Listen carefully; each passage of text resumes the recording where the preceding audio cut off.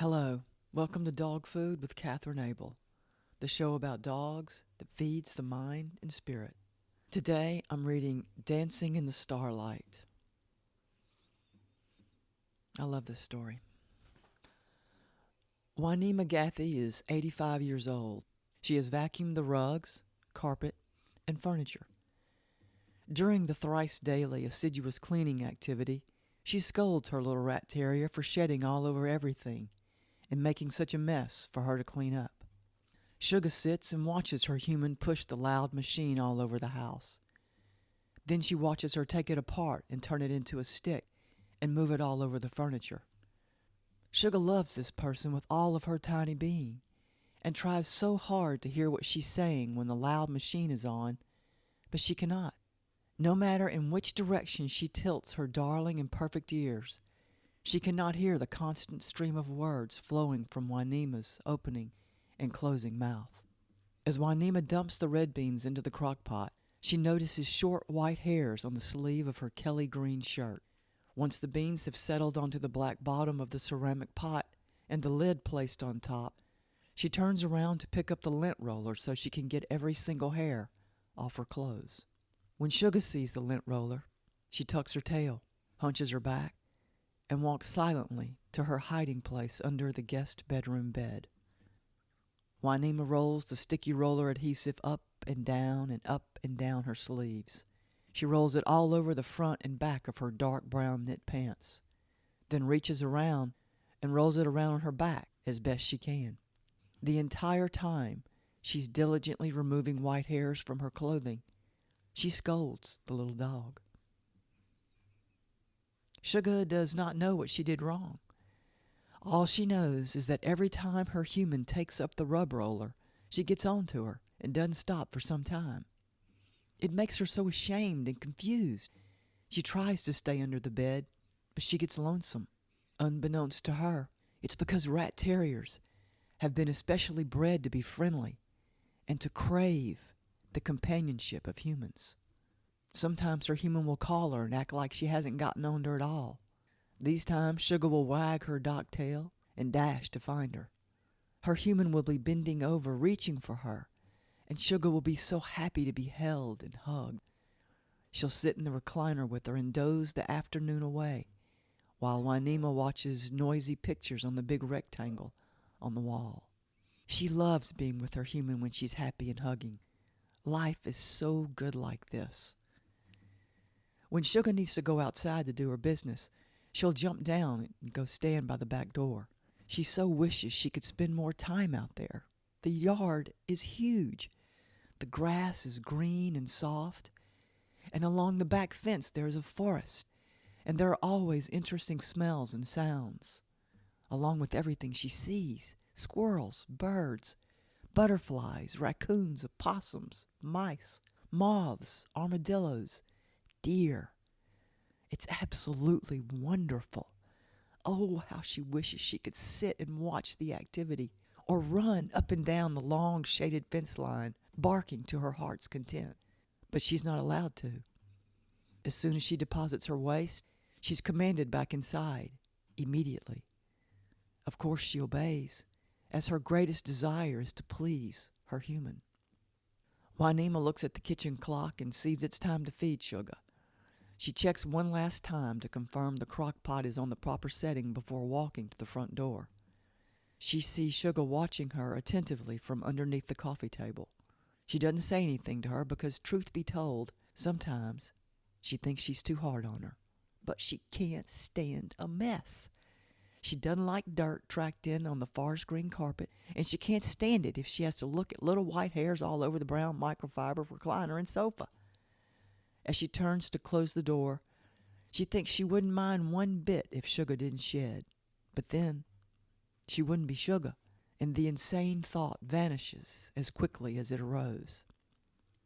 She's looking at her car and not paying attention to the path she has walked back and forth on, surely more than a zillion times over the past 30 years. She's so focused on her thoughts of getting Sugar's food and feeding her, she doesn't notice when her right foot goes just a tad over the edge of the sidewalk.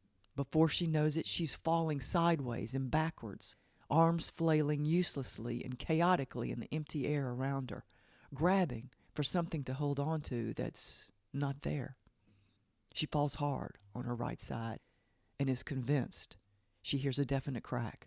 She rolls over 3 times before settling on her back.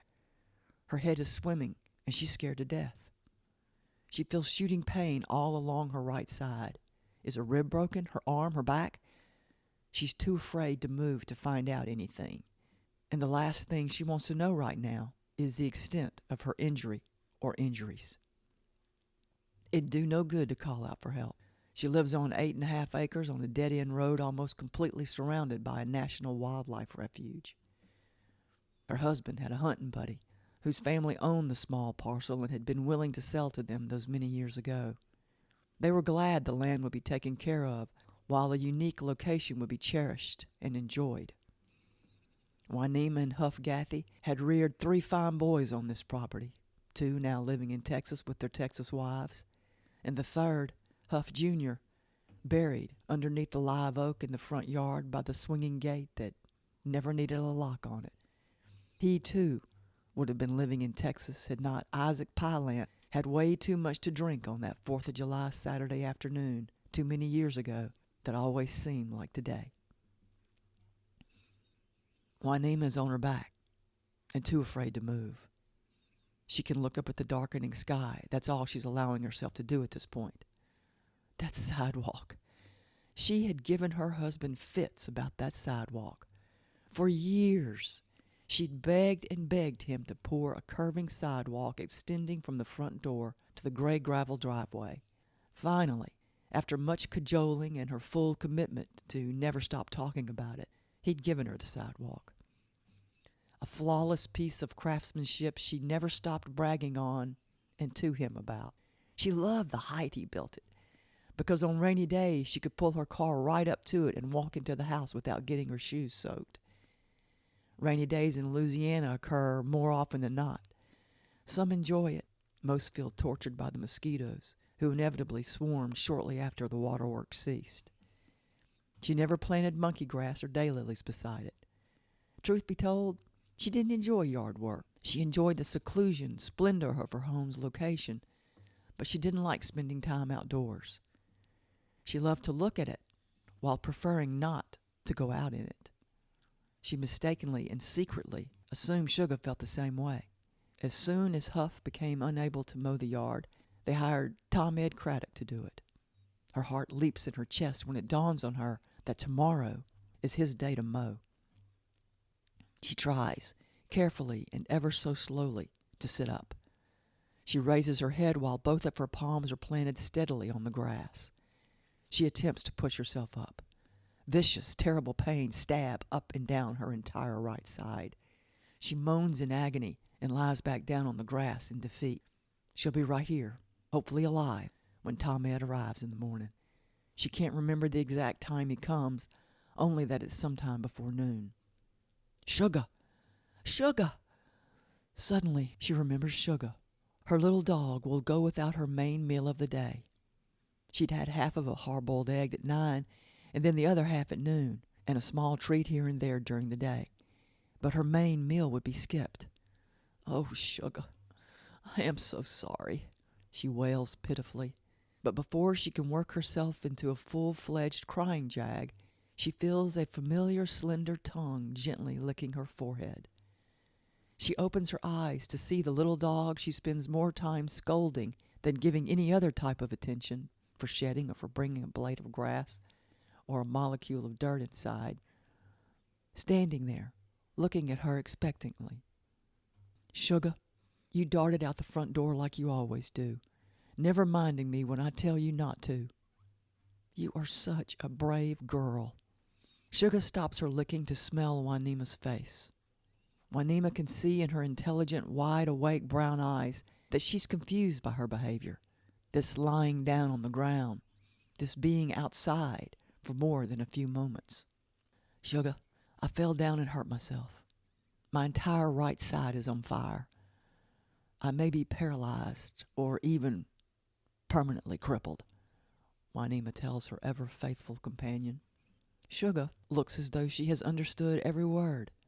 She looks carefully down the length of her human supine body, a body that is only ever in this position when she's in bed, and most certainly never when she's outside. She senses something is very wrong, but trusts the lack of real despondency in her human's voice and knows that it'll be all right. She also senses that her human is very afraid. And because she loves this human more than she loves herself, she curls her little body up into the empty space on the ground between Juanima's head and shoulder, finally resting her little chin just beneath Juanima's own. Juanima feels the gentle pressure of her dog's body and is more grateful for her cuddling and loyal nature than she has ever been. Soon the warmth and comfort freely offered relaxes her, and like the little dog, she falls asleep.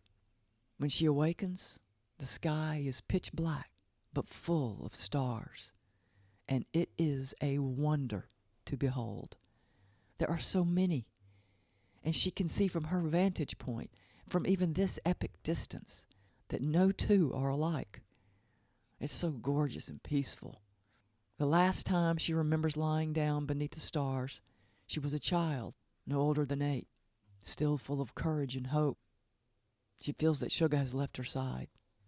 She turns her head to call, as is her habit, to bring her close, always so close. She likes Sugar close to her. She moves her head ever so slightly to find her before she calls. The stars illumine the yard. She spots her, rolling around on the grass, and is about to scold her, as she always does, for getting dirty, for shedding, in sum, for being the creature she was created to be.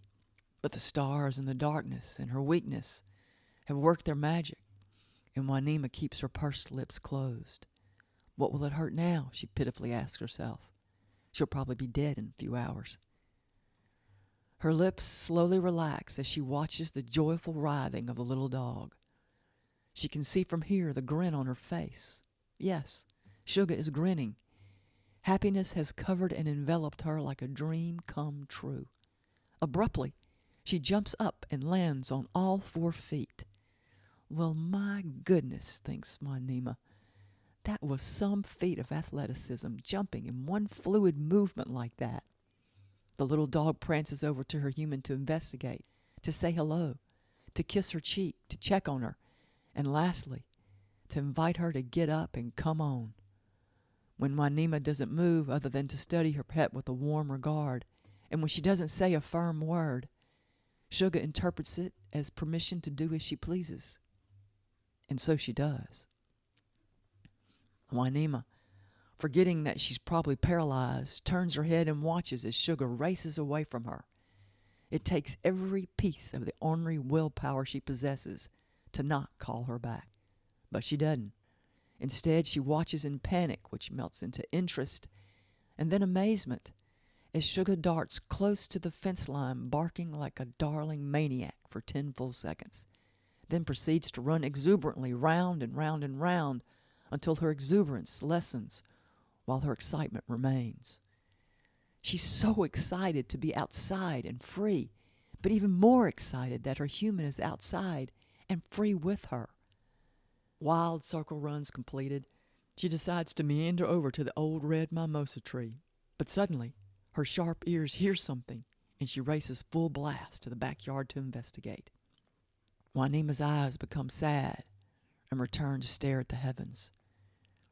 She remembers the day when Sugar ambled weakly onto her property and into her life. It's been almost 2 years since Huff died, exactly as he would have wanted to.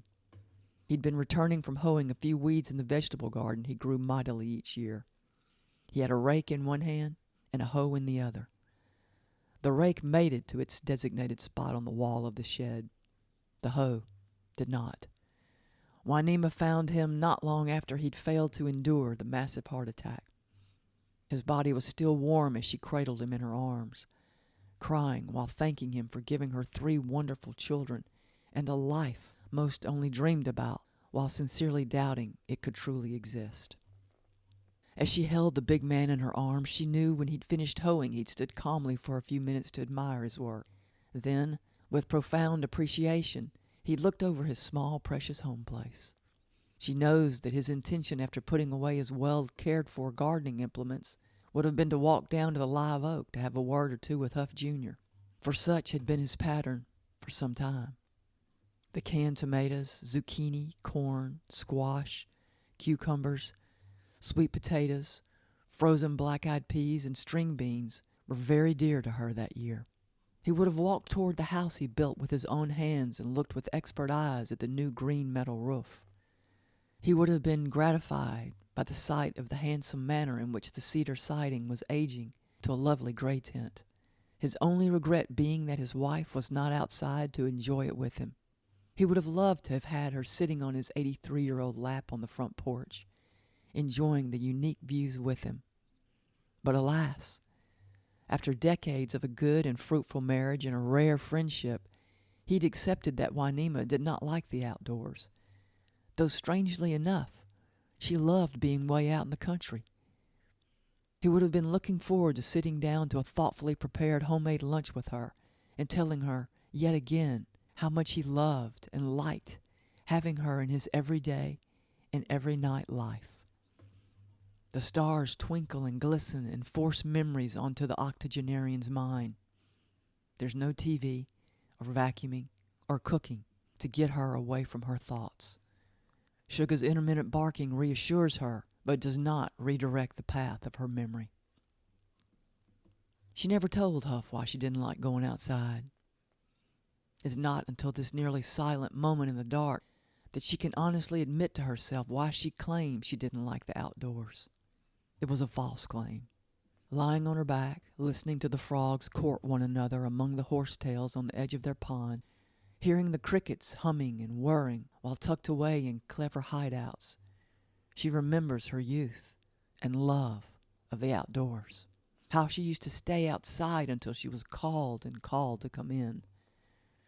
She exasperated her mother to the extent that the meanness always lurking just beneath the surface came out and changed their lives forever. The memory plays hide and seek in her mind because the brutality of it never lets her completely forget it.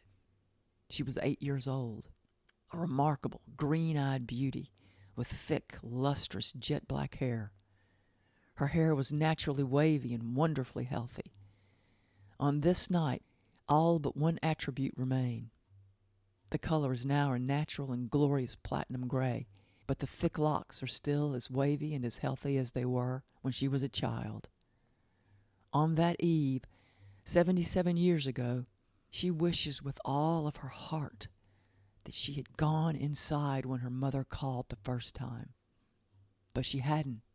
She loved the fresh air, the smell of the night critters, of the grass, of the flowers, the feel of tree bark, of the dirt on her bare feet. An image of her mother comes to her clear mind. She's 51 years old, skeleton thin, almost bald underneath a red-haired wig that's always askew because it makes her itch. Yet her ridiculous vanity will not allow her to remove it even for a moment, not even when she's sleeping. So she's always scratching her sweating scalp, and the wig is always crooked, and she always looks like a fool. But we're all fools, Wynema shrieks in her head. That scene, that time Huff drove her by her mother's home and she saw the 51-year-old woman standing alone on the front porch, looking like a 90-year-old woman because of all the drink, the misguided sex, the chain smoking, the terrible diet, and the even more terrible attitude. She looked at her poor mother and remembered her strident, never-ceasing voice. It was always somebody else's fault. If she only had money, a better car, a bigger house, new windows, a maid, better quality towels and sheets and shampoo, a manager, a hotel, a plane, a solid gold toothpick, anything other than what she already possessed.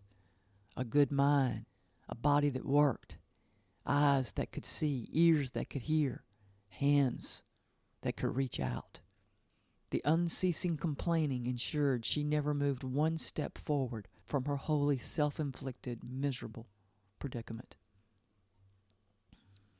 There had been a new lover, 2 peas in a pod.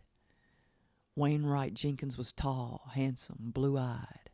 He was also greedy, lazy, violent, and a liar. The beating she took from those two forever changed her life. The happy, curious girl had not returned, even after the bruises faded and the broken bones had made themselves new and strong once more. From that summer on, she only came out of her room to clean, eat, or go to school. Her glowing skin became pale, her laughing mouth frozen shut. How in the world Huff Gathy fell head over heels in love with her, she'll never know. But he not only loved her, he respected her as well. Huff was a rare and gentle man. As soon as they turned 16, they left their respective homes, got married, and began a rich life together. A life of struggle, of reward, of happiness, of peace and contentment. A life of family. Now her mother was long dead after living a life of no consequence and too much regret. Fear made Wynema a prisoner. Fear that should have faded along with her injuries. For after that terrible incident, her mother remained single. No other man ever set foot in the house while her daughter was there. No man, ever.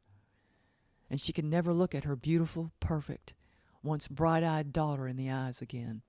Wynema thought it was because she hated her, and this compelled her to clean more, cook better, and do her very best to become invisible. What a tragedy it is that Wynema will never know that her mother couldn't look at her because of her shame at what she'd not only allowed to happen, but had encouraged and participated in the vileness she permitted to be done to her only child. She was tortured by her reckless, damaging actions. When her only child disappeared from her life 8 years after the horrific event, booze and cigarettes filled her stomach, lungs, and mind.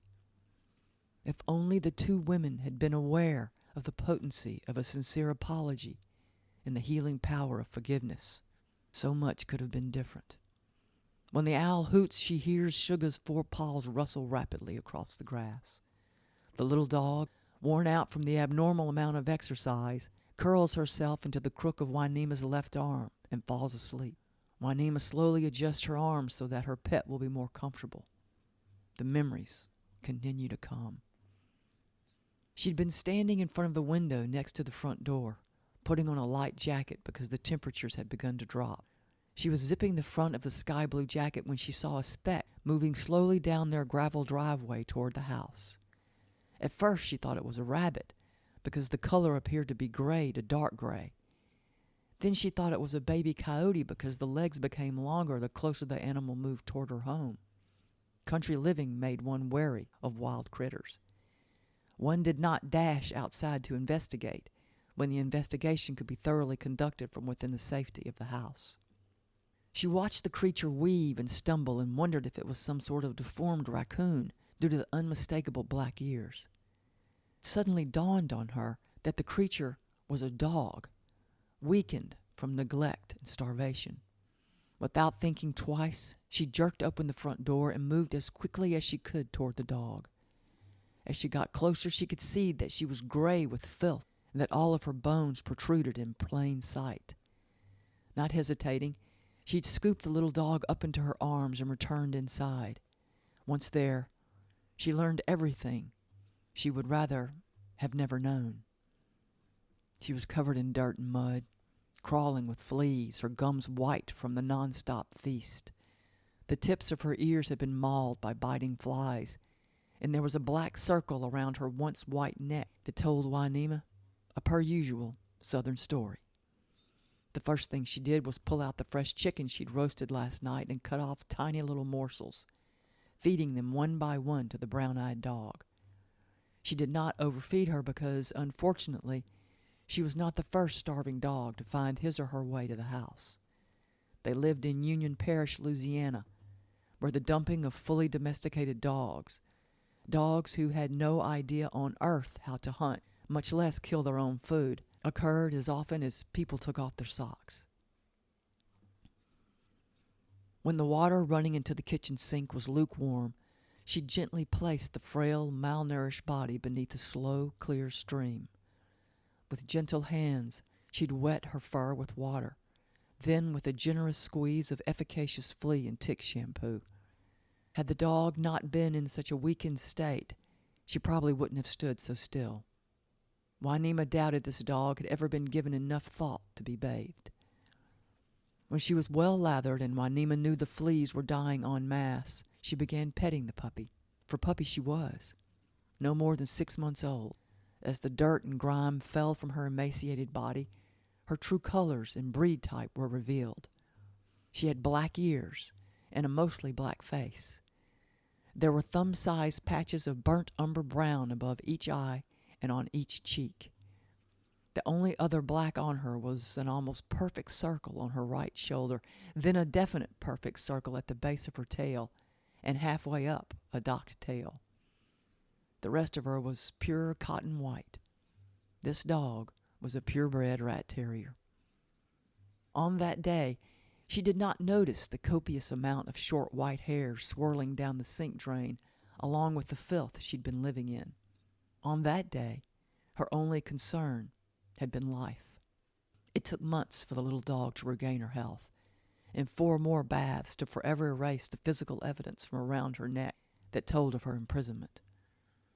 Juanima named her Sugar because that's what a Southern woman is eventually going to name a female dog. It is as inevitable as the sunrise. As Sugar slowly regained her health and vitality, Juanima fell in love with her. She'd become so lonely since Huff's passing, and was desperately so when Sugar staggered onto her property. It's not until this moment, with the little dog tucked into the circle of her arm, that Juanima fully realizes and will admit to herself what she has done. Though the dog no longer lived on a 4-foot chain 24 hours a day, 7 days a week, she's just as much of a prisoner as she had been before. Juanima Gathie is alone and certain of her imminent death. The stars rain down their brightness to illuminate all truth to her. She doesn't keep her inside to keep her from getting dirty. She keeps Sugar inside because she's afraid. She has been afraid since she was 8 years old. And afraid of what? She reflects on the past decades and can only see bounty, safety, and true love. She has never missed a meal, always had a roof over her head, always had a car she could drive, and more kindly companionship than a body would ever need or desire. When the boys tracked in dirt, she never said a word. When this little creature, who'd innocently and unknowingly wandered into a new prison, shed one hair or stepped on dirt, she was scolded, firmly and thoroughly brushed, or bathed.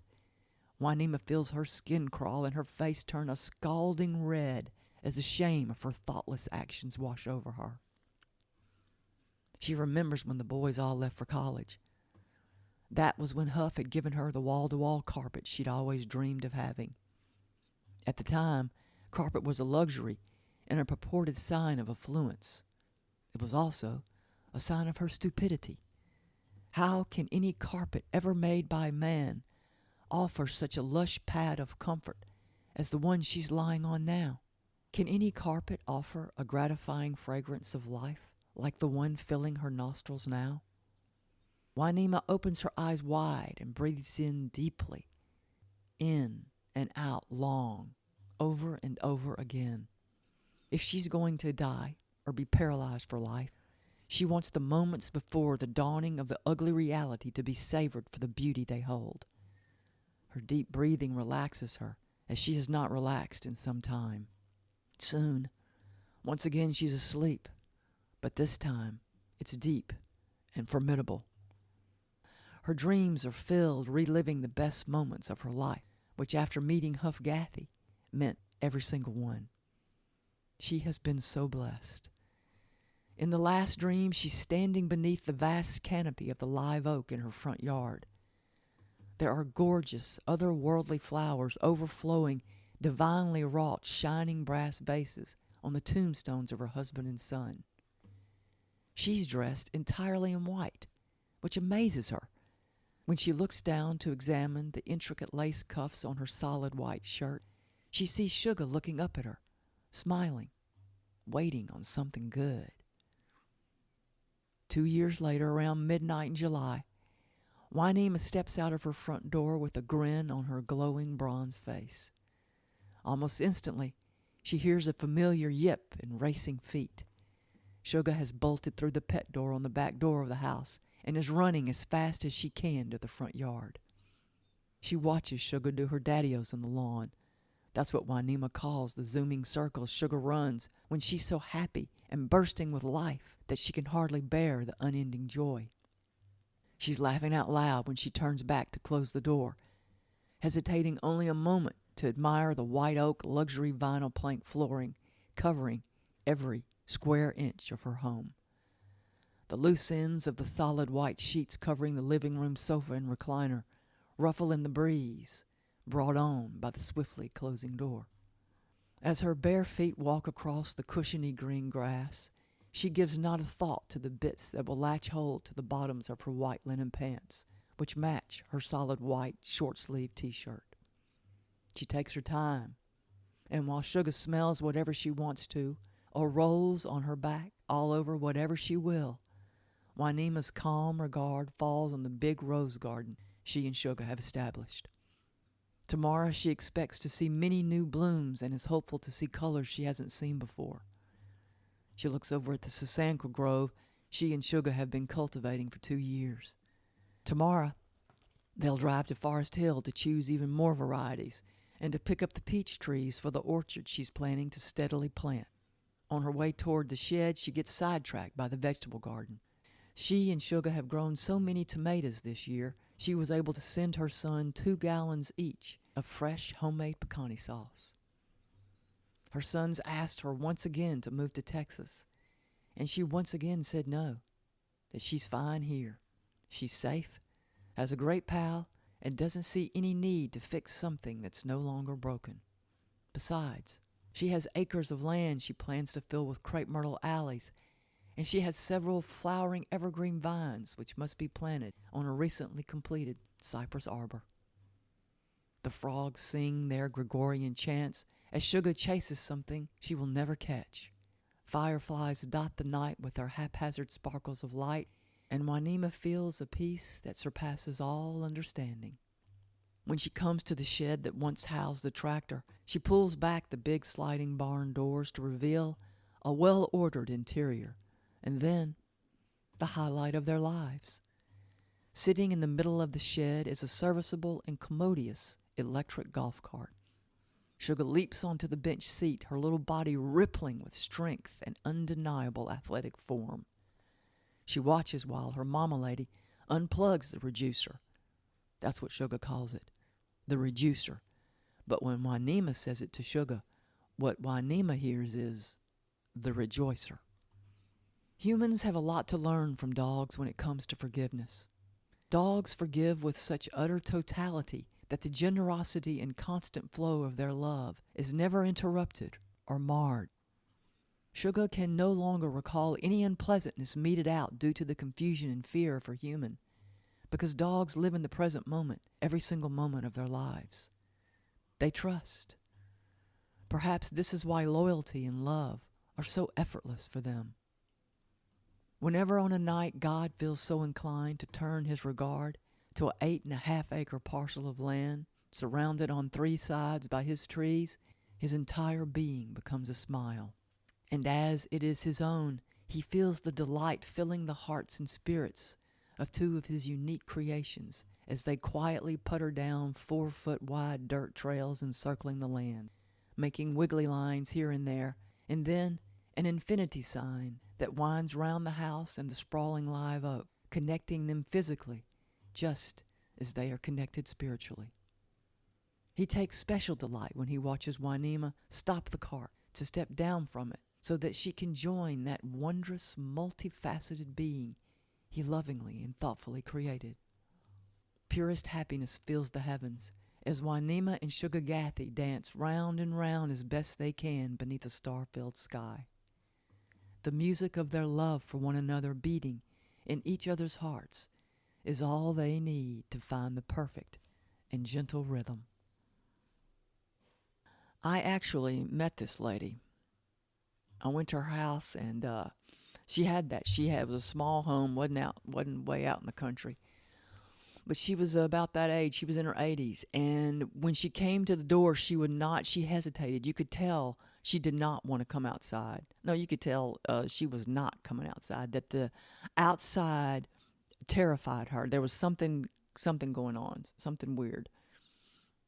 And of course, what it was the fall. And she told me she had fallen and was afraid to come outside because she was afraid to fall. And she told me she had her yard man coming tomorrow, and she thought that I was the yard man coming to the door. And this lady was gorgeous. I mean, and she had hair. I mean, this is what made me. The story began because of this lady's hair. I could not get over. I mean, she was in her 80s, and she had a head of hair on her like I have never seen in my life. It was so thick, so gorgeous. I mean, she had beautiful, beautiful hair. Of course, she had no vanity, right? Because her mind and life was consumed with thoughts of falling. I know this lady right now, and she has fallen. She fell twice, and she is right now terrified of falling. And I've watched her movement as this terror has taken over her life, this terror of falling. I mean, a terror of something. We all have that, don't we? The terror of something that has a possibility of never, never happening. But boy, if we order it into our lives, it's going to happen. And that lady that I know, she's going to fall again because she is bound and determined to fall because she is terrified of falling. And if you talk to her for more than 5 minutes, she's going to tell you, I'm going to fall. I feel like I'm going to fall. That's all she thinks about. And her movements have become slower. She can't, and it's like, it's over, quite frankly. I'll tell you the truth. It's over. That lady is not going to, she's not going to be around much longer. And, gosh, she is so cute too. Oh my gosh, she has the cutest personality. A wonderful sense of fashion. Loves people. This lady is very caring and protective of other people. I mean, she's a wonderful human being, this lady I'm talking about. So there's Juanima standing there talking to me. And golly, she was so scared. But she was so happy to see me. So happy to have somebody to visit with. And I couldn't stay and visit. I didn't have time to listen to her tell me about her fall. Because she wanted to. She wanted to tell me about her fall. I could tell. I could totally tell. And so she taught me that somehow talking about the fall, if you can get it to the point of no return and get the person to see the reality. And it's harder, and I'll tell you what's interesting.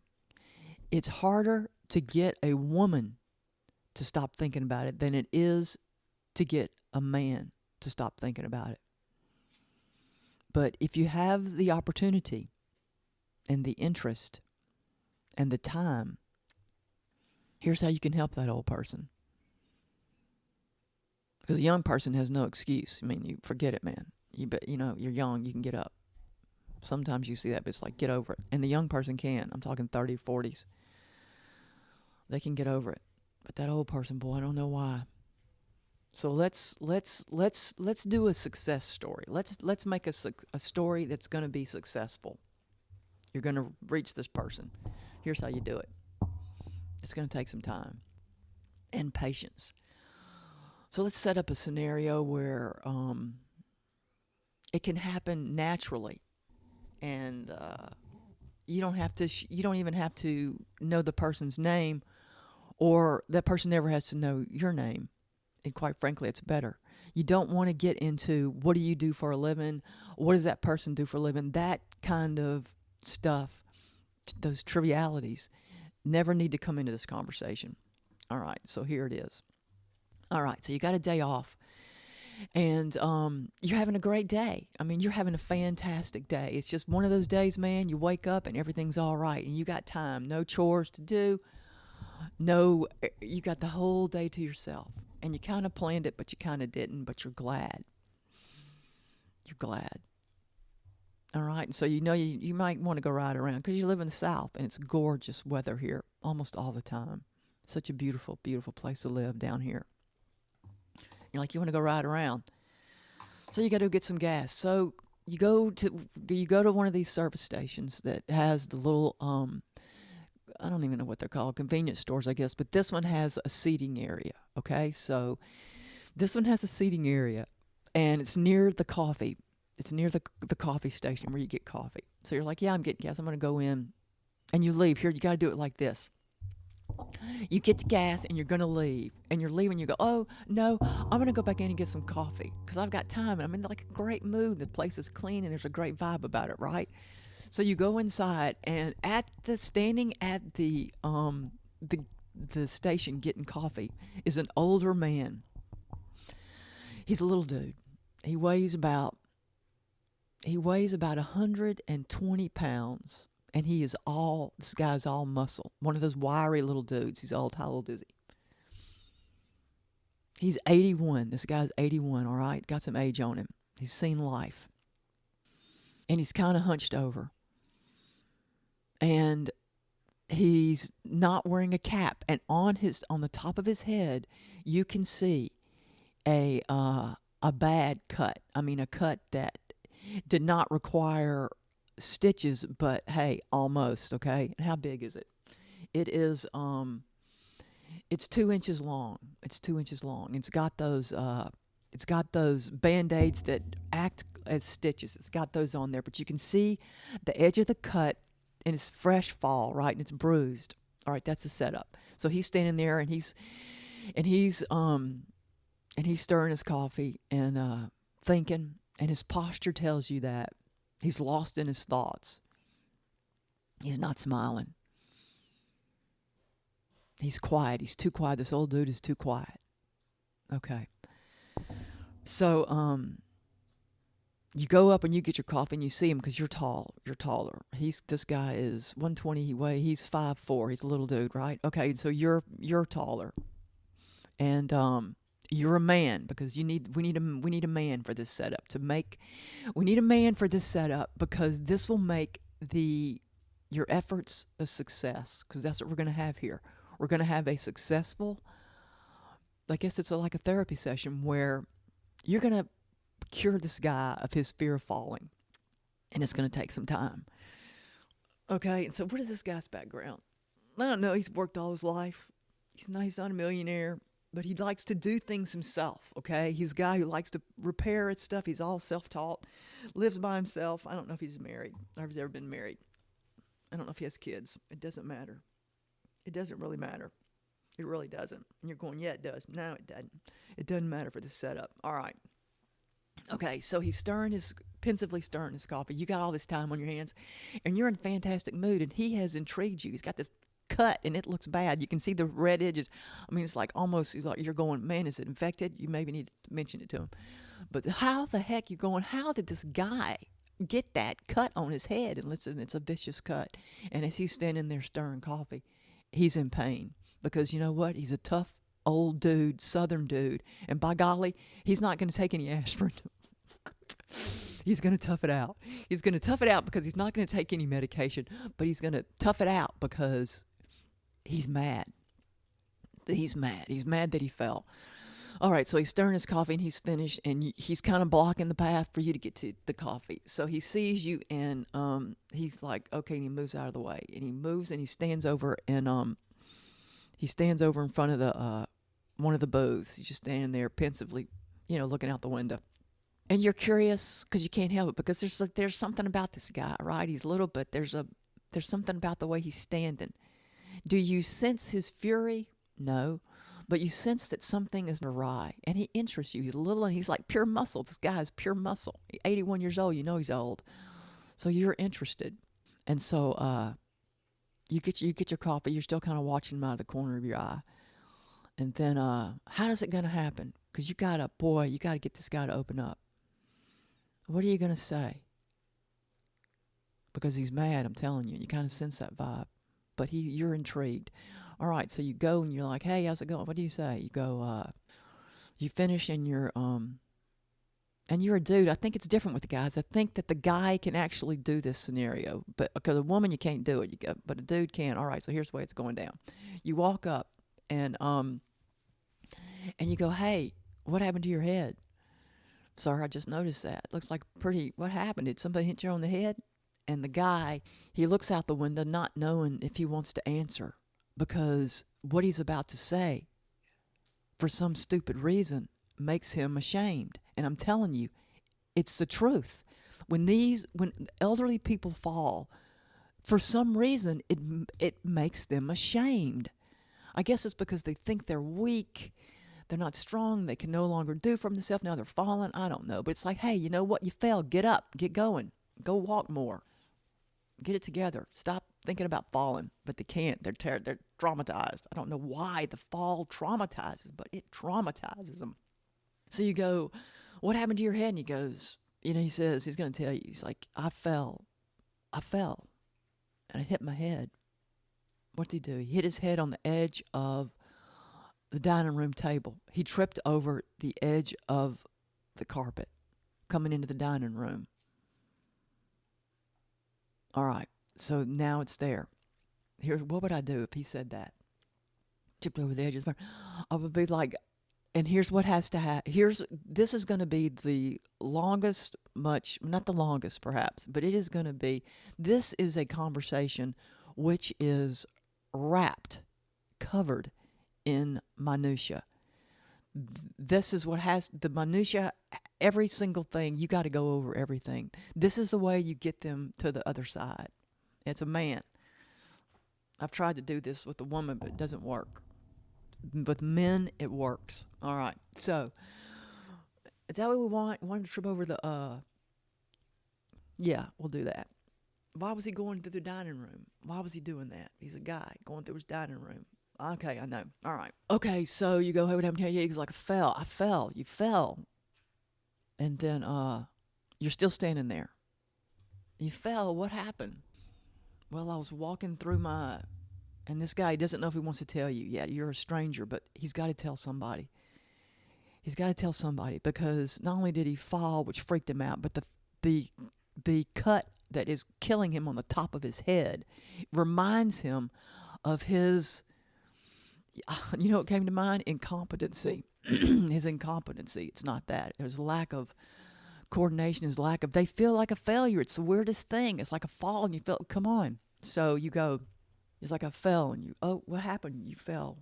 You look like you're a pretty strong guy. You look like you're in shape. You should do that first of all. You should mention the positive things, okay?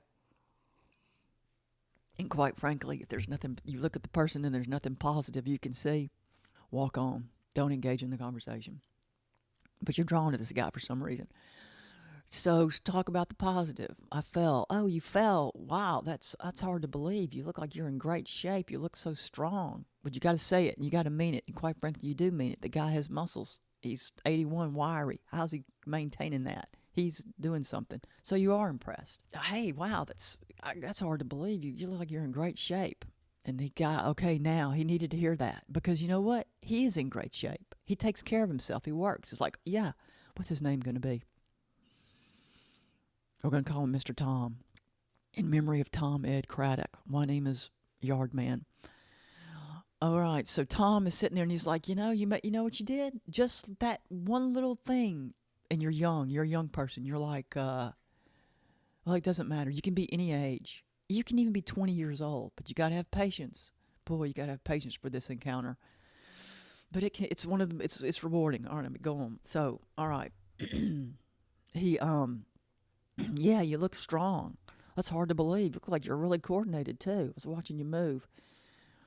And the guy's like, it's a guy. You tell a woman that, a woman's like going to be like, you're watching me. What's going on? And they become hyper aware of themselves. And women, we're something else. I tell you, we're something else. The last thing we want to do is become hyper aware of our appearance. Whereas a man, they like dissect it, like they look at it scientifically. We're looking at our appearance as professional fashion photographers. So, So he's like that. So the guy, so the man sitting there visiting with him, makes him remember that yes, he is in great shape. Okay, so something happens. You sense it. There's a window that's open. You see the guy relax. Something has changed. Okay, and you've got time and you're interested because the guy is still looking out the window thinking. So you know, and plus the way he spoke, that this guy is no idiot. He's well educated. You know that now. He can speak and he's a thinker. You got that. So you're like, what happened? You wanna tell me? No, you don't say that. You go, what happened? It's a pretty big cut. He's like, I hit my head on the dining room, the corner of the dining room table. What were you doing in the dining room? I was going through there I was taking a shortcut. A shortcut. You got to chuckle. Oh, shortcut. Boy, yeah. And you both laugh a little. How are we going to get you sitting down? You can't sit down yet. Did you have to get stitches? I would say that because you're not a doctor. You don't know. Did you have to get stitches? No. I went to the thing. I went to the doctor. I didn't have to get stitches. They put this on there. I bet that scared you to death, didn't it? Yeah, it did. And I wonder if someone ever said that to him and acknowledged that. I bet it scared you to death.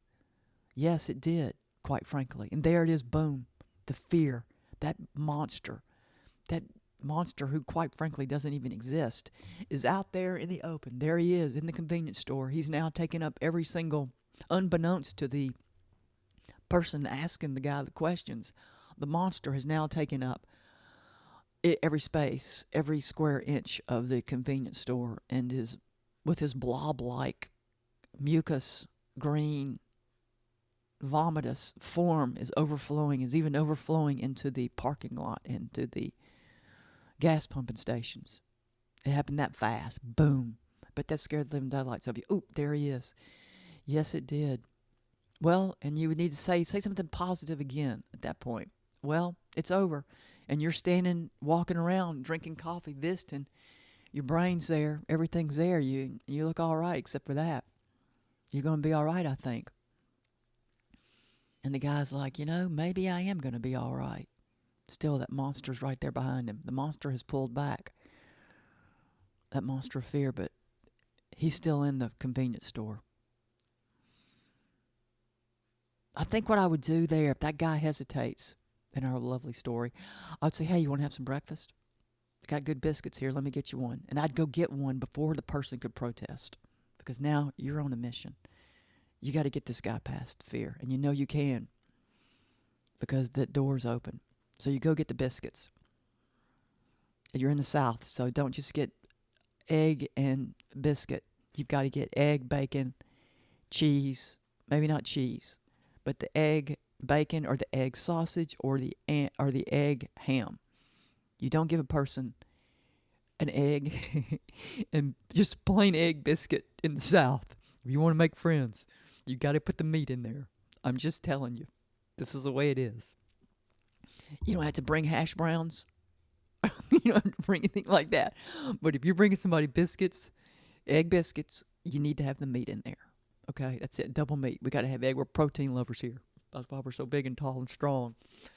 And so you get the biscuits, boom, you're there. Now you've got to sit, you sit down now the moment you're in front of a big window you can watch. There's a lot of activity around. So there are no actual, there are no pregnant pauses in this encounter.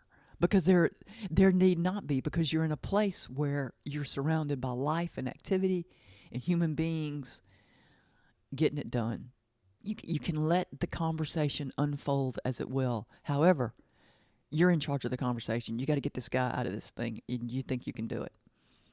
So, boy, this biscuit's good. They have the best biscuits here. You say that. Yes, and you watch the guy, he eats. He's hungry, and he's lonesome because guess what? He's been hiding himself away in his house because he's got this big gash on his head, which he was embarrassed about the big gash, but he's more embarrassed about falling. For some reason, why does it make people feel so humiliated? What is the big deal? I'll tell you what the big deal is, falling again. But they'd will it, man. I'm telling you. The fear. So you talk to the guy. What happened? He fell in the dining room. Now it's time to get it on. All right. So you're in.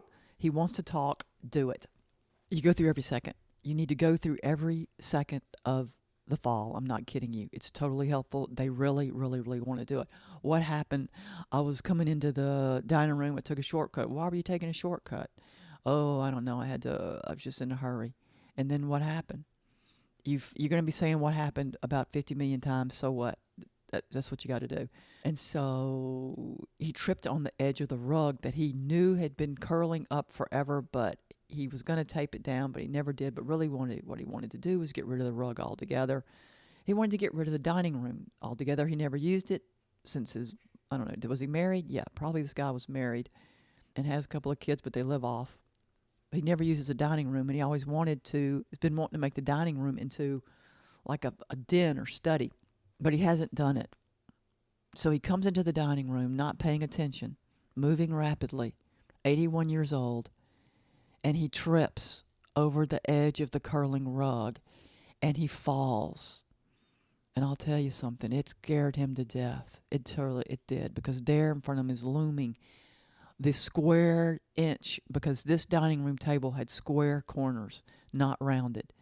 He sees it coming he sees that edge, that corner of the table coming right at what he thinks is going to be his eyeballs. Then he thinks his forehead. And he falls, it scratches. I mean, and it feels like when he falls that the corner of the dining room table goes into his skull and scrapes his brain out. That's how painful it was. It was that kind of pain involved in the fall. Did it render this guy unconscious? No, it did not, because this is a tough little dude. It's going to take more than a crank and knock on the head to render him unconscious and unthinking, because he's a little dude. He gets things done. He's a mover and a shaker. He's getting things done. He's not a jerk. This is a nice guy. And he's humbled. Quite frankly, he was humbled by the fall. And so maybe in that respect, it wasn't, maybe slow down, take it easy. Not take it easy, but just maybe not even slow down. Just, what would it be? If you're walking around getting things done, what would you tell that person? Slow down, don't rush? No, you wouldn't say a word. Just be quiet and listen. You're not there to offer advice. You're there to listen to the story. So, you get it. What happened? And I hit my head. I felt like my brain was gone. And then what? And then the guy's on the ground. Ask him, what happened when you were on the ground? Nothing. I just laid there. What were you doing? You got to pause. Remember, you're eating. You can, because you're eating breakfast there. And biscuits crumble, so they take a little bit of attention because they go every which way. You want to get every single bite, but they're crumbling. And so you got to pay attention when you're eating a Southern biscuit. So the conversation lulls and is relaxed. You're just two dudes. Now you're having a good time. You bought the man breakfast, and you want to hear his story he can tell, and guess what? He's got to tell it. So then you got to find out, what were you doing on the floor? I'm serious. You think I'm playing. I'm not. What position were you in on the floor? Were you in? Were you on your stomach? Did you land on your stomach? What was your head doing? What were your arms doing? You don't ask it like you're a police interrogator, but you ask, I'm telling you, you need to trust me on this. You need to try it, okay? But make sure you got plenty of time and nobody's standing behind you. And you got to be by yourself.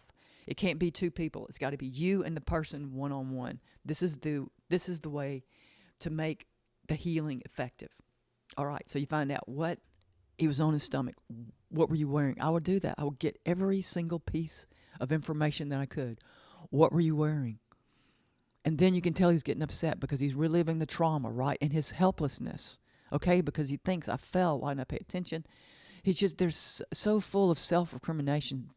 These older people who fall, they are so filled with self-recriminations, and it's absolute folly. They need not be. They're human beings. It happens, okay? And it happens. So what is he wearing? I don't know, something interesting. Why was he wearing that day? Why was he going from wherever he was in his house to this shortcut? What was he doing? Because you can tell when you're being told this story that there are going to be certain times when he gets really upset, and you can see it. Maybe not be super visible, but you can see. So at that point in time, you got to take the conversation off. Not on the fall, not on the frailty of being a human being, but what were you doing? He was like, I don't know. I was going through to get a screwdriver or whatever. Oh, what were you working on? I'm a woodworker, or I was working on a lawnmower. Do not start talking about the lawnmower or the woodworking. Acknowledge that. You can see that it's relaxing him because you've just introduced something at which he is very good at. He's very good at woodworking. He's very good at working on lawnmowers.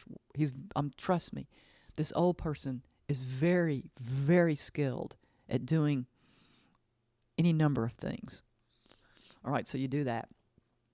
And then what was he wearing? You come back to the fall. And then you're into it at this point in time because you're finding out a little bit about him. Not a lot. You don't want to know if he lives in a mansion. You don't want to know what he does for a living. Those questions have no place here. They have no place. The only focus is the fall and the impact this fall had on this human being's mind. Because it has, done a number on his mind. Golly, it's just crazy. It's crazy what the falling does. I fell. As you see the old people, I fell. And you're like, and they act like it's like this huge, earth-shaking, crazy, you never can go back, the end of the world event.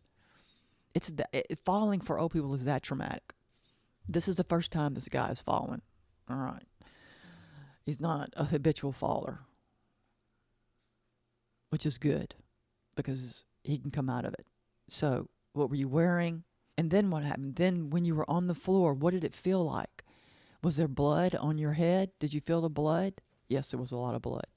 What were you thinking when you felt your head? And this guy is thinking, so give him time to think about what he was thinking. You know what this guy was thinking while he was down on the ground? He was problem solving. This is bad, but how am I going to get up? What do I need to do? We start thinking pretty quickly about how to fix something. You keep talking about it. You just talk it. I'm not kidding. You talk it into the ground. And sometimes you got to repeat questions. What were you wearing? Wearing a plaid shirt. What color plaid? Did blood get on it? You got to bring back you get away from the event, but you kind of don't. Okay? Was there blood on it? He doesn't remember if there was. So what'd you do? Well, I got up and thought about calling somebody. Who were you going to call?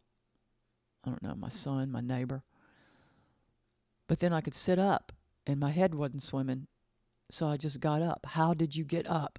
I would totally ask this. And believe me, they want to tell you.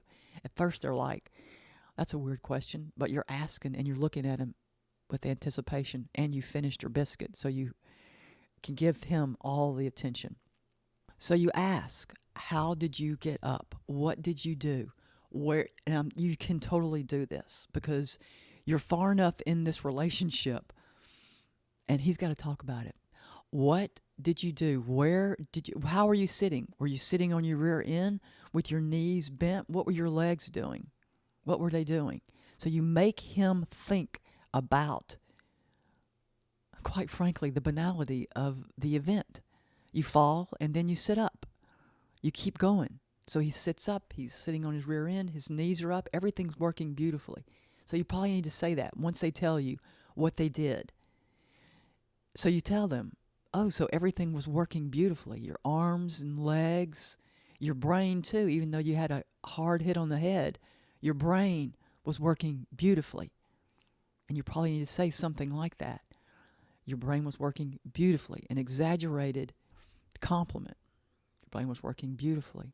But your mind was still as sharp as it ever was, which is true, okay? It's true. His brain was all there. He turned around, sat up, and started thinking about how to fix things. All right, so then what? So you get the position, okay, and then what'd you do? And it's gotten weird now for him. He's an old dude. He's 81 years old, and what are you, 45 or something? And he's like, okay, this has maybe gotten weird, but he's totally interested, and he does want to tell you, but hey, What is it? He's like, oh, you don't want to hear this. And you're like, yeah, I do want to hear it. And you're here now. The biscuits are finished. You're Southern pals, which means, you know what? You can start sharing secrets. It's weird in relationships how close. I mean, Southern. It is. You can sit down and you become best friends with somebody. It's wonderful. It's wonderful here that we're like that. And so you say, yeah, I do want to hear it. And you know what else? I think you need to tell it to me. So what happened? So then you sat up. Did you call the ambulance? What did you do? And so you go through it step by step the entire fall. You keep going. Might have to get another cup of coffee. How did he get up? What was he? You got to find out the shoes. You got to find out what his shoes were. Were they old shoes? Were they tied? Where to get the shoes? You got to. That's what you got to do too. You've got to pace this conversation. It can't be just a scientific conversation. You've got to bring in lightness to it. You got to bring a little bit of lightness in there. Where'd you get the shoes? Why'd you choose those? They stayed on your feet. There you go. Say that. I've heard people fall and their shoes fly off. Let me tell you something. That's no fun. Think about that. Your shoes are flying off and you're falling. Whew. That's a tricky moment mentally. And so you find out. And so you go over. And that's what you do. You praise the gentleman when you can, because there are going to be moments in the conversation where he's going to reveal something. I had my cell phone on me, or I thought to have my cell phone on me. Well, of course you did. You had your cell phone on you, and you were able to call. Did you call 911? I thought about it, but then I felt that I was strong enough to get up, and I didn't want to call the ambulance. Have all the people in the neighborhood seeing the ambulance. Believe me, people think like that. Why? I don't know. I don't know. So there he is, 81 years old, sitting down. He's got blood on his shirt. Blood's gushing from his head, probably all down the front of his face. Which is terrifying for him to remember that. A lot of blood, especially when it's from yourself or even from another person, that is I tell you, a lot. I'm talking a lot of blood, like at least a cup of blood or something. Not a cup, that's a lot of blood, but a lot of blood pouring down. That's a freaky thing to see and experience.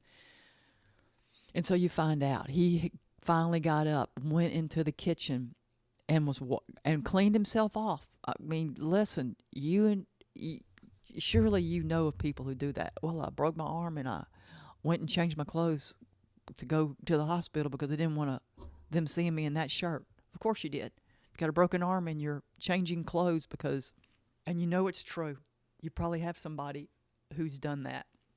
So he goes into the kitchen and he's cleaning himself. How did he get into the kitchen? Did he lean on the table when he walked around? Yes or no? Did he bump into it? Was he dizzy? Okay, and then again, there's your opportunity to compliment. If he did not become dizzy, then you say, God, you're tough. You're in good shape. You are strong. You're strong. If he leaned on a chair on the way around to the kitchen, that was very smart of you to lean on the chair. You more than likely didn't need it, but that was wise. Compliment that old person on their actions. Believe me, there are going to be actions in that trauma that are worthy of complimenting and praise. All right, so then when he gets to the kitchen and he washes himself, he's calmer. He gets calmer in the kitchen because you know what? Water does that to you. Why does dealing with water calm you down? I do not know. Or is it the act of cleaning, the act of being busy, being occupied? No, there's something different when you're dealing with water. It puts you in a different mood. I do not know why. It is a fact. I probably could have been a professional power washer in another life because I could power wash all day long. I do not know why. There's something wonderful about power washing. That water. It's hard work, but that water. So he washed himself off and he couldn't stop the bleeding. So he knew he had to go get help.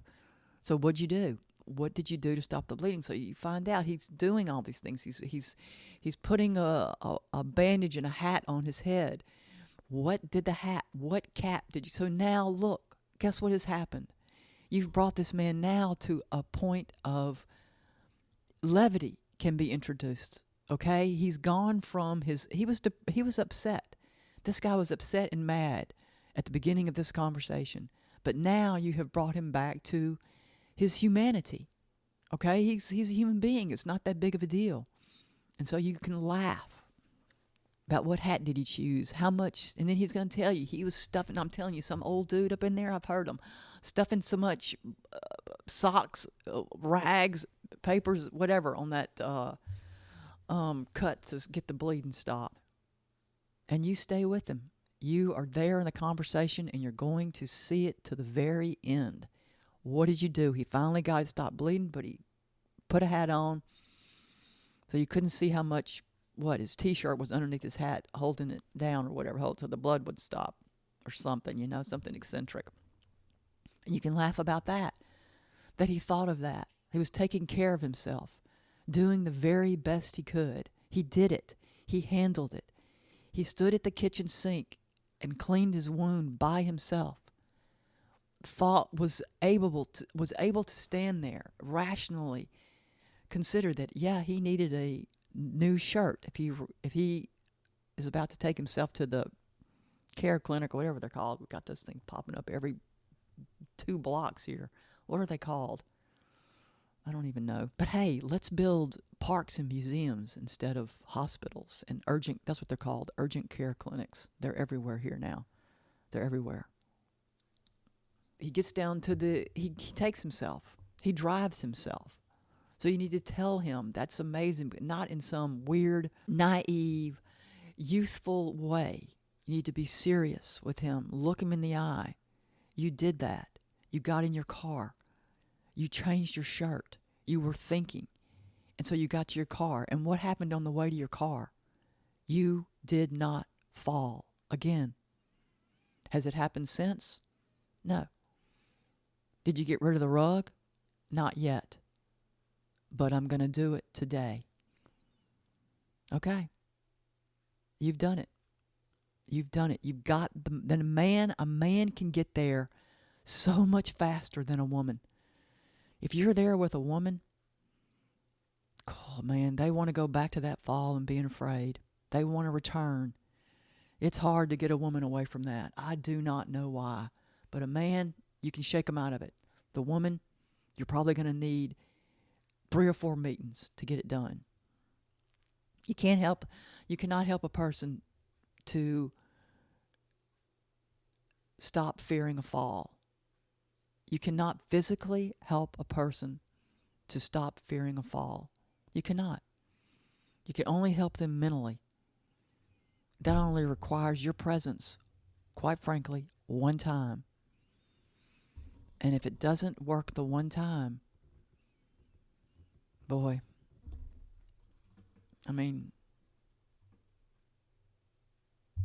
it's got to work the first time.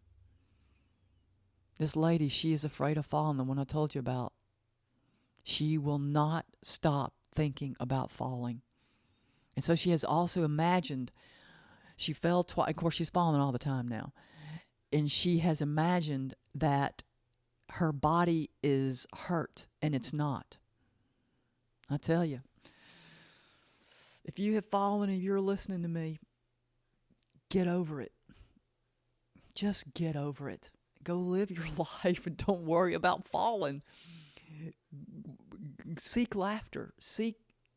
Don't worry about falling. Don't worry about picking up your feet. Don't worry about your body movement. Think about what you're going to be having for supper. Think about what you're going to be planting in your yard. Think about that ride you're going to be taking to go look at the fields that are blooming with cotton. Think about that. That's what you have to do. Oh, but I can't stop thinking about the fall. Then don't. And you move on. That's it. You can't do anything. There's nothing you can do. Not one thing you can do. Ever. Do you understand? Walk away. But in our scenario, the guy who tripped on the rug, you know where he is now at 85 years old? He's out playing golf. That's right. He's having a good time. And he hasn't fallen since. He's having a good time. The Rat Terrier. This dog is a jewel. This breed is fantastic. They come in. What I'm talking about is the Rat Terrier, the original Rat Terrier, and this dog is about. Sometimes they can be big, but not really. They're 10 to 25 pounds. 25 is that's a big Rat Terrier. And 10 to 18 inches tall. They live very long. A Rat Terrier will live 16 to 19 years. Their colors are black, tan spots, a lot of white. Most of the time, white is the predominant color. But I have seen Rat Terriers with a lot of black on them. They're cool looking little dogs. They're compact, muscular, total athletes. A Rat Terrier is a total athlete. You better believe it. Smart. The Rat Terrier is like having a human being around. They're very, very attentive. They're very, very attentive. The only drawback, I'll tell you something. The only drawback to the Rat Terrier is that they're champion shedders. They shed like crazy. I mean, they do.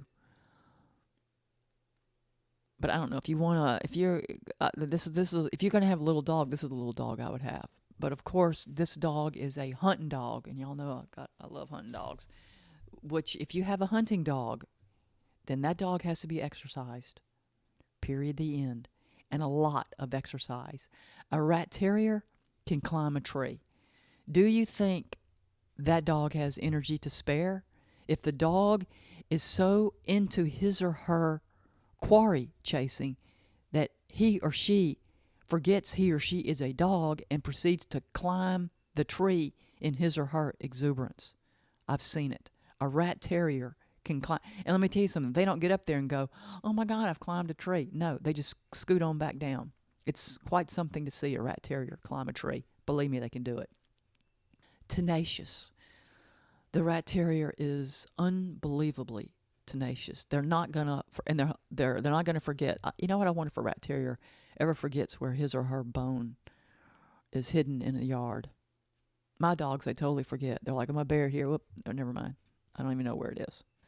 They forget. So what is that? That's the cur, the retriever, and the pit. And then I had a Yorkshire. They forget.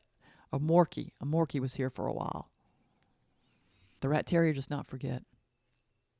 Of course, they say that they were bred to hunt rats. Maybe they just somebody called it a Rat Terrier, him or her a Rat Terrier. You see that? That's what we do in the South. We call dogs and animals it. We do that. I still do it. I still catch myself doing it. The dog is not an it. Him or her. Him or her. Like little Sugar. You think Sugar was not completely in tune to her mama lady's feelings, the nuances? A Rat Terrier is a very sensitive animal. I mean, think about it. You got a compact hunting dog, a little bitty old hunt. I'm talking true hunter. This dog acts like I think they're called Walker Tree and Hounds. I don't know what I think they are. Those are big dogs, and they can climb trees. Oh gosh, those are some magnificent dogs. So the Rat Terrier is a purely hunting dog. You get the activity, the alertness, the inquisitiveness, the excitement for living. I guess that the hunting dogs all have that, you know, because in the back of their minds, they've got that which has been bred into them, the hunt, the prey drive. So everything in life for them is exciting, is curious, is something to be investigated. The world is a wonderful place. Think about that. I've never taken a hunting dog to the woods and that hunting dog and seen that hunting dog hesitate. The dog is running and exploring and checking everything out. A Rat Terrier is the same. Gosh, and they are so agile. I mean, the way they jump and listen, they're hyper as all get out at first, and they can drive you nuts. They can jump. They jump high. They can drive you nuts. Okay, you got 2 years of some. It's pretty. It can get on your nerve. But when you get past that 2 year period the rewards, and remember the dogs live in 16, 19 years. The rewards are, they're off the charts if you have a rat terrier. The shedding is something. I mean, I totally get why Nemo was there with the lint roller all the time. Because the hairs, you got little white hairs everywhere. You do. All over your clothes. And they're snugglers, right? The rat terrier is a total snuggle buddy. They want to be, and they have, and it's true. The rat terrier, at least down here, they have been bred to crave the companionship of humans. They want, more than anything, to be in a human family. A pack of dogs for them is not enough. They want to be with the humans. I've seen packs of rat terriers. But the human holds the most interest for them. They want to be with the family. Gosh, and they're, for little kids, oh my gosh, I'll tell you something. If you got little bitty kids and a rat terrier, that's a perfect dog because you're not even going to be bothered by the hyperactivity because you got hyperactivity all over the place. So it's just going to be one more deal. So hey, young parents, get a rat terrier if you want a dog. I say that, you know what, in the South, we say something like that. You think it doesn't give me the heebie-jeebies to hear myself say it? The first thing I want to do is take it back. You do. I mean, because you see how we do around here. I mean, you don't want to. I mean, people tell me they get a dog. I'm like, I don't even know if I want to hear about it because I know, and I certainly don't want to know where they live, so I will accidentally drive by. It's not. We don't know. We just don't know. But we're learning. We are learning. I am learning. We're all learning how to do right by our animals. Happy, oh my gosh. Happy dogs. This is the first time I ever saw a dog do the zoomies when they run around and round and round and round and round and round and round and round and round in circles. Happy, happy, happy dogs. Just and friend. They don't. You ever heard of a rat terrier attacking anybody? No, never. You ever heard of rat terriers getting into fights? No, never. So the rat terrier is just this docile, fun, loving dog, and this dog will go. Yeah. So if you want a smaller dog, but a dog who is a serious go dog, a rat terrier. And I would go with a rat terrier before I would go with the Jack Russell. I would. The Jack Russell's a little bit calmer than the Rat Terrier. Very similar, but not. The Rat Terrier that's a cool little dog. Very cool little dog. So here are the positives for the Rat Terrier. The exuberance, oh my gosh, the love of life, the energy, the happiness, the eagerness to please you, the snuggle factor, the friendliness, the lack of aggression. And they're not barkers. They don't bark. They're not barkers. What's the downside? The shedding, the hyperactivity. You've got to exercise that dog. You got to. And it's like, exercising your dog, it just makes your life easier because then the dog is calm and in phenomenal shape. So guess what? Healthy. Running, man. Jumping. Investigating. Healthy bones. Healthy skin. Yeah, exercising our dogs ultimately makes life easier for us. I hear people, that dog is digging holes nonstop. Well, it's because the dog is intelligent. That's the first thing. And P.S., most all dogs are intelligent. No, I believe that all dogs are intelligent. They may be a little bit slow on the uptake, maybe slow to figure out something, but it just depends on what their background is. So you have a purebred rat terrier in your backyard, and the dog is constantly digging holes. Well, yes, of course. Dogs are pack animals. They do not do well when they're isolated, just like human beings don't do well. I don't know of a being that does thrive in an isolated environment. I don't think there is such a being. I don't.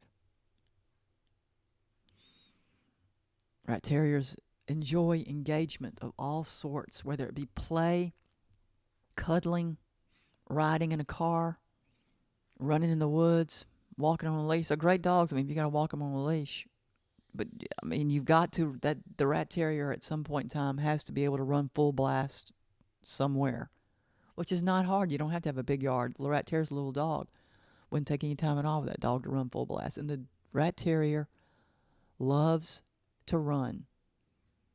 All hunting dogs, I've never met a dog who didn't like to run. I never have. They love to run. Isn't that fun to watch? Oh my gosh. It is so much fun to watch dogs running and having fun. I wonder why we don't see that, why we don't acknowledge it, why we have such contempt for dogs and animals.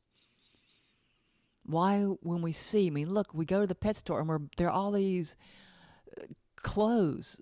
You have clothes for dogs, all these different leashes. But, I mean, why, but we do not see their complexity.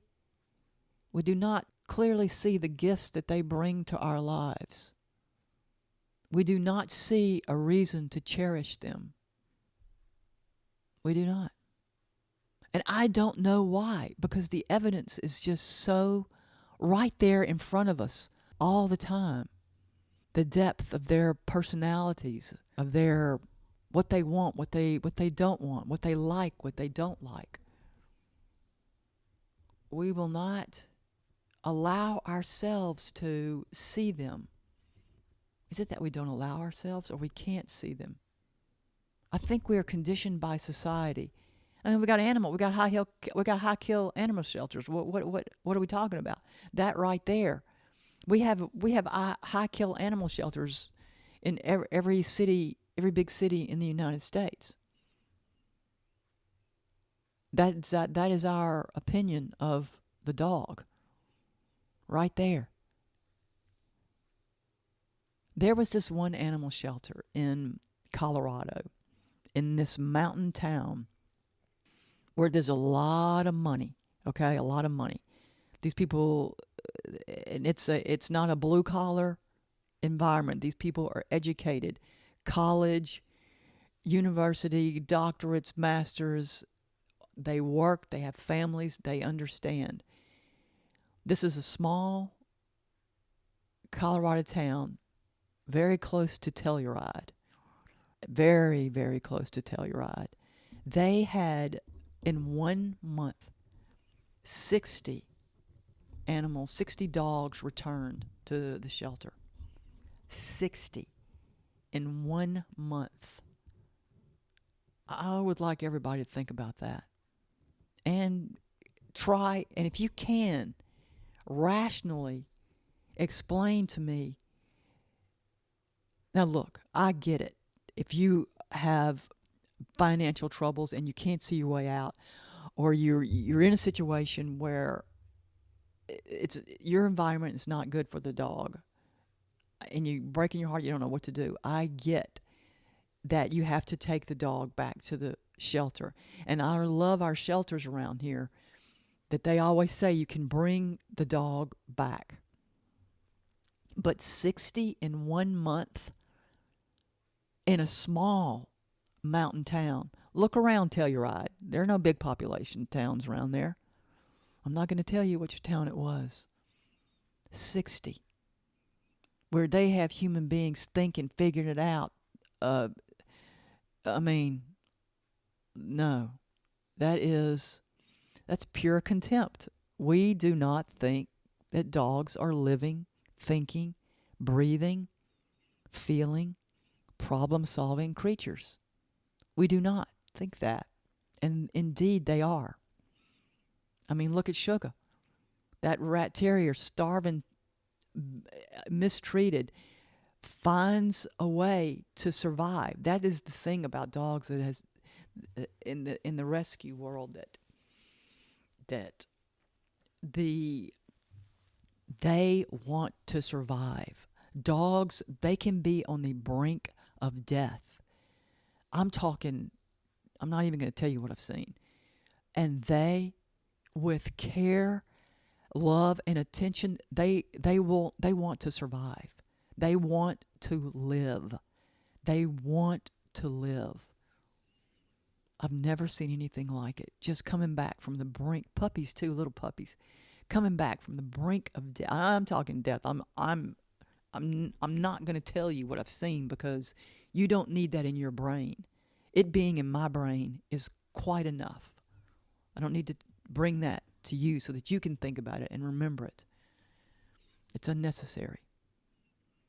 It's unnecessary for you to see what I see. I'll tell it to you like this. This is the only way I can do it. But they will. That's right. So when you look on the side of the road, you see dog. I'm talking to Southern people because it's the way it is here. And you see a dog, I'm telling you real quick here.